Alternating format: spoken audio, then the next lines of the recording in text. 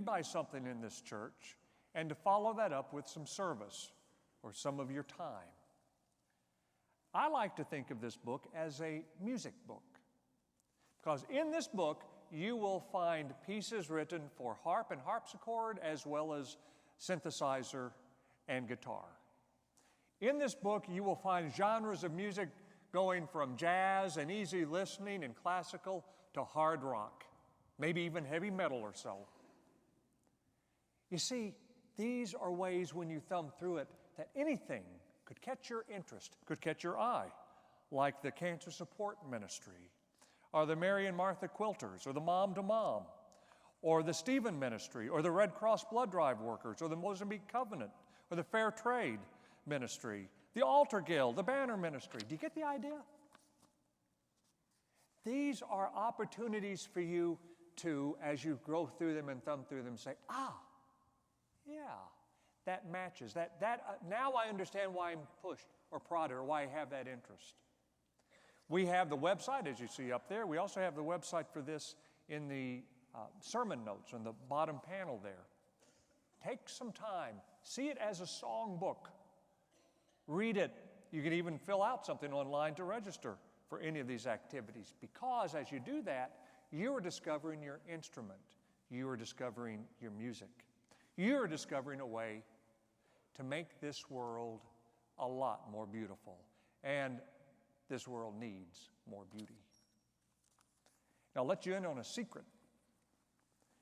As you do that, following that or anything, and following that inner voice, when you do that, I know this is going to be a non-Methodist word I'm about to use, but when you do that, you are going to have fun. You will enjoy yourself. You have to. Anytime anyone follows that voice, then suddenly the vistas open up. I want to sometime go down to Blueberry Hill and see Chuck Berry in person. I would love to do that. Has anybody done that? Okay. I want to. I never have. But I would suppose that you who have seen him, whenever he is up there playing Johnny Be Good or Roll Over Beethoven, he is not playing like this. You know what I mean? He's getting into it. He's doing his duck walk, which I shall not do. I learned my lesson last week, But he can't, that 84-year-old body of his is with it, because when you're playing the music from your heart, you cannot sit still or be still or stand still. And we have an advantage, because when we play our music here, then we're doing it together. Today concludes a series of sermons about portraits of Manchester. We started with seeing ourselves as a home where we can build trustworthy relationships with one another.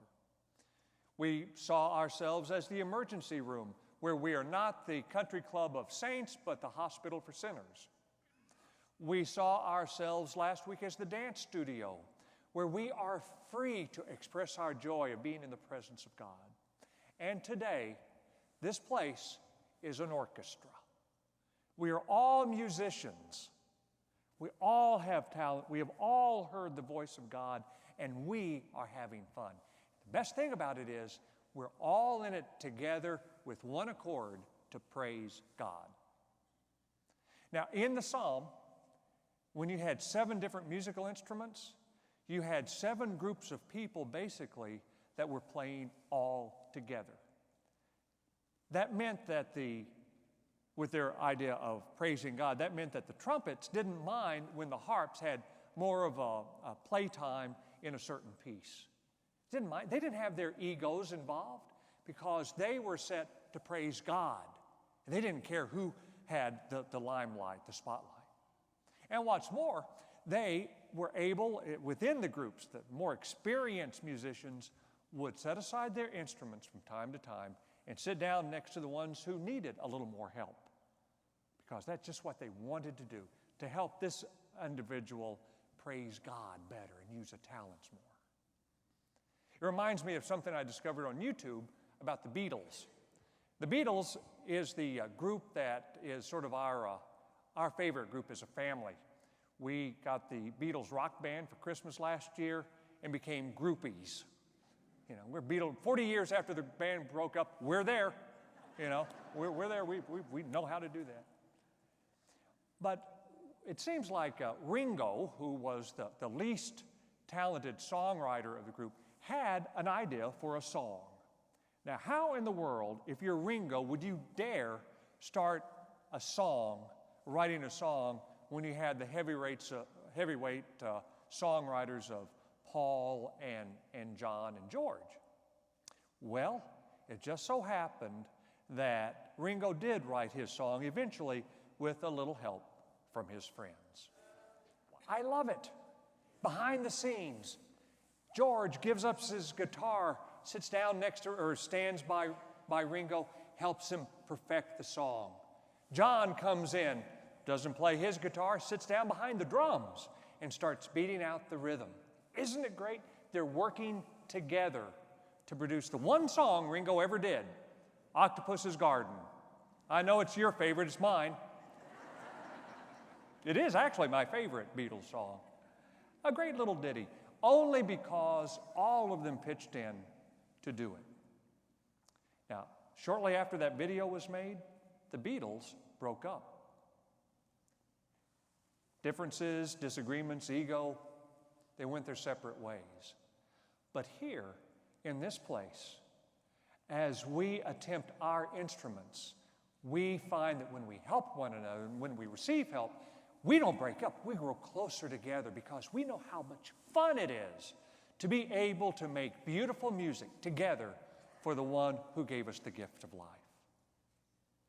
My friends, there is nothing that can be created with beauty, honor, and dignity out there that cannot be created with beauty, honor, and dignity in here.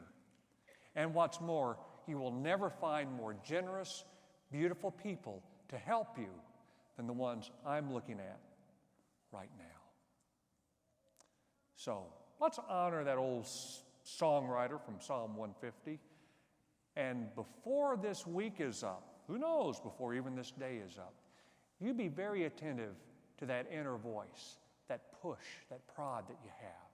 Because God is calling you. Dare pursue it. Dare discover what your instrument is. Dare tune it, dare pick out a tune, song, and you start playing. We will play together, and together we're going to make some beautiful music.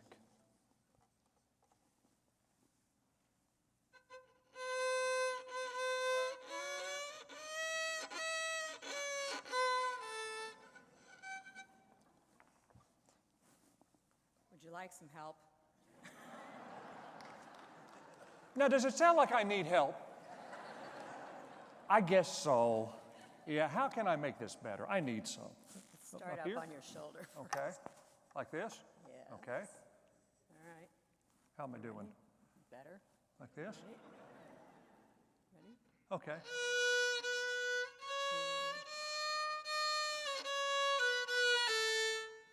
Was better, yeah?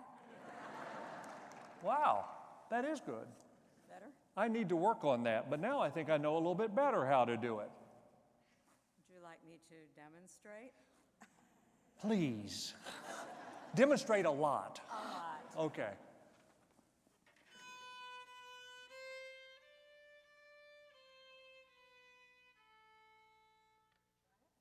Sure, and feel free to join in.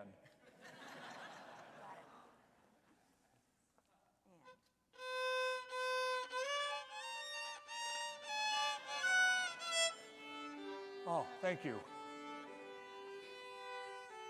add a little harmony. Okay. Oh, I need to do that. I think I've got it.